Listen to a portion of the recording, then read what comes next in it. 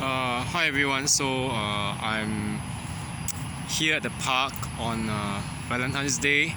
Yeah, as you all know, it's like a me day. So yeah, I had a really late lunch, and it's really late because by the time I got back, it was just late. And then now I'm just back here walking. So I'm actually gonna make a really quick video, and if I have any more ideas, I'll just continue making them later. I mean the video. So, I think that you all might have heard or watched that video yesterday that I made about that, the jackass narcissistic boy. Yeah, the narcissistic prick who goes around fucking women or girls actually, like rags. Yeah, by the name of Aaron. Okay, that kid, K-I-T-H-A-T. Kiddeyen, Aaron, yes, on Instagram. Okay, that's his ID. You won't be able to add him, he's on private, but doesn't matter. Okay, as long as you know who he is, this person by the name of Aaron Tan, you know that narcissists are one and plenty. Okay, I just want to talk about something today concerning, vicarious revenge fantasies. Okay, and Schadenfreude and karma, and how they factor in our own, healing process as empaths. Now that I come think about it, not just in relation to that narcissistic former acquaintance or friend, and my ex boss as well, and many others, even including the flying monkeys who are also narcissistic. Yeah, the flying monkeys to the exes. Yeah, about the ex-boss. I just want to actually offer some form of perspective. That I know that most people will wonder, because I think we have been taught by society that when we actually wish for. Oh boy.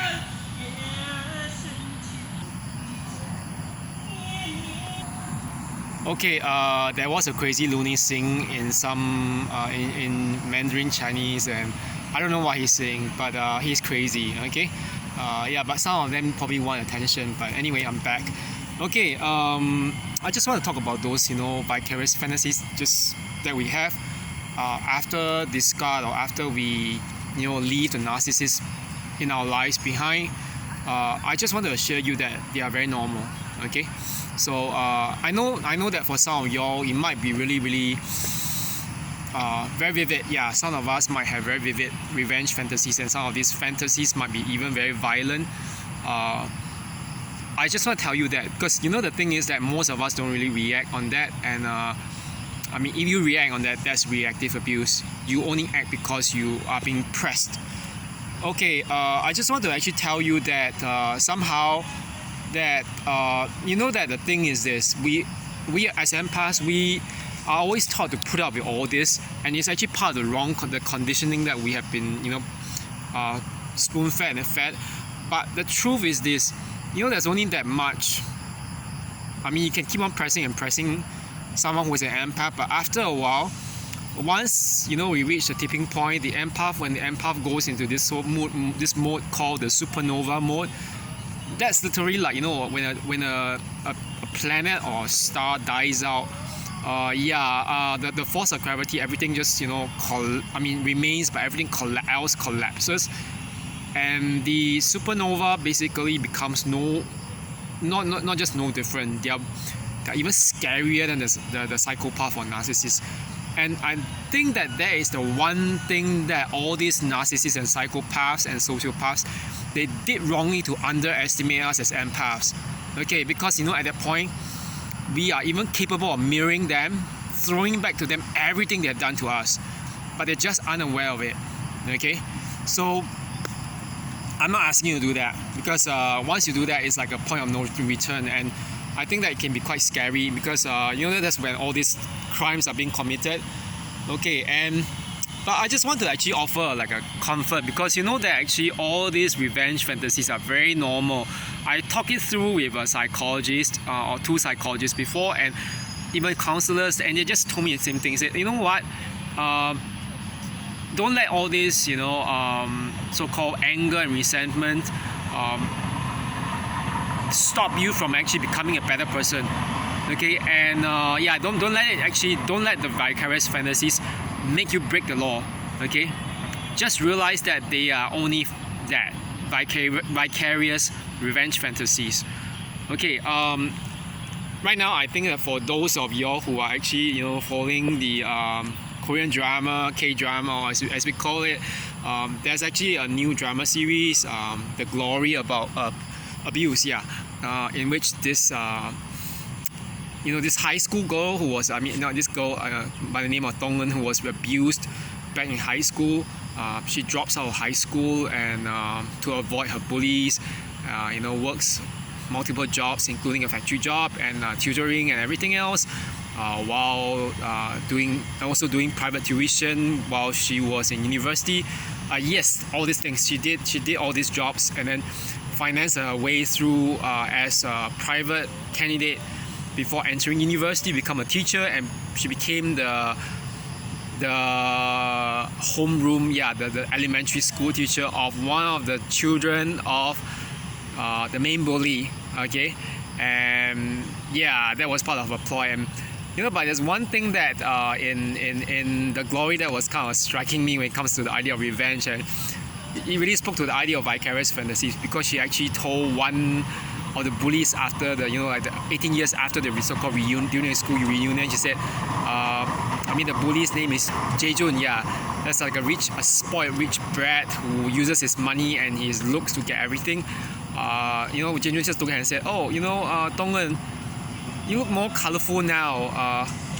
But obviously the fact is that Jae-jun doesn't have an idea of what colorful is, because he's colorblind. And in that context, we don't really know it yet until later on. And Dong-eun actually told him, Jae-jun, you wouldn't even know what colorful is. This is called the slow burn. Okay, so her treatment of him was like a slow burn. Literally, it's like, she's now, as he moves on into season 2, which is coming on March the 10th, we can expect to see a lot of reprisals, like 18 years later. She really goes to that length because she was pressed. Okay, so I just want to actually read something that I actually wrote in my diary while meditating upon this, and I hope it can comfort everyone. So based on this thing that Dong-eun said, okay, the slow burn of revenge and karma will eventually come, and it will consume every one of these bullies one by one, leaving them with absolutely nothing to fall back on. Okay, and this part is actually the part about my own self, how I felt about my vicarious fantasies. I pray every day that the ones who placed me in the situation of narcissistic abuse 7 years ago will burn in their deaths, abandoned by those whom they used, and eventually lonely and broke. There are always moments in our lives when we are given the choice to live in love or to live in hatred towards others. And because they being the narcissist, okay, and because they chose to live in hatred once and for all, even abusing those who treated them well with love and kindness, they will lose that love others give to them. Their hatred will burn them to their dying day as they face the truth of those who love them genuinely, choosing to give that love away to those more deserving. That kind of fate of a narcissist is a living hell, and it will torment them to their dying day. A loveless life is not life. It is a living death of the heart and the spirit, and a sheer racing of the body towards physical death. If that is not a hell in itself, I do not know what else is. Okay? So, okay, this is my final, paragraph here in this entry of the diary today. As for us empaths, for the chosen ones who choose to live in love and kindness, instead of hatred. We ought to live in the love of righteousness, and the truth.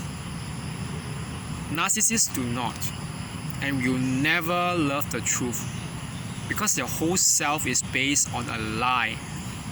The lie being the false selves they have fabricated right from day one onwards, when they decided to actually live in hatred. For that reason, their true father is the father of lies. Okay? So, I know that not everyone is a Christian, but I'm not just meaning it in the sense of like, the Christian sense. And be assured, all these people will eventually come. It will come to pass. They will come to the day when they actually end up losing what they thought they had access to. As for us, I understand that most of us have very, very, like deep-seated resentment and anger. Sometimes today I was talking to some friends in the gym.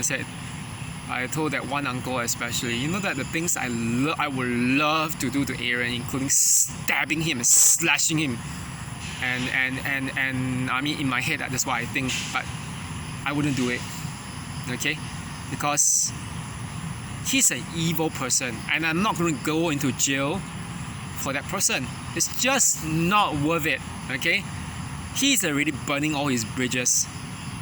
Think about it, all his friends are avoiding him, and he keeps on changing his circle of friends. Do you think that kind of person is genuinely happy? Do you think so? He can put up pictures, on social media about how good a life he is. But no, he broke his mother's heart. Smoking secretly in the house.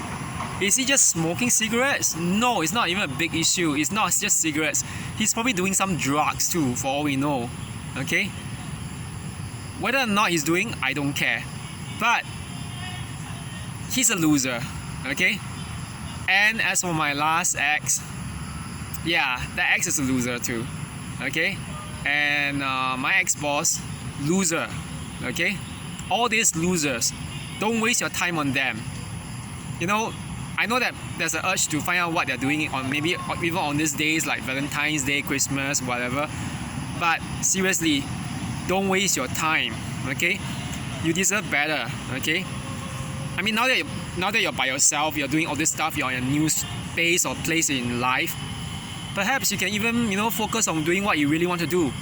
There are things that I really want to do, and I wish that I had more time.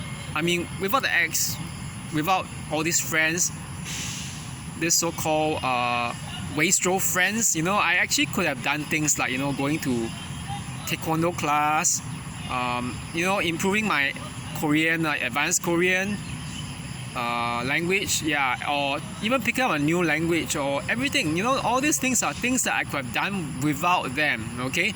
Think of them as obstacles instead of people whom you want to have in your life. You do not want them in your life, okay?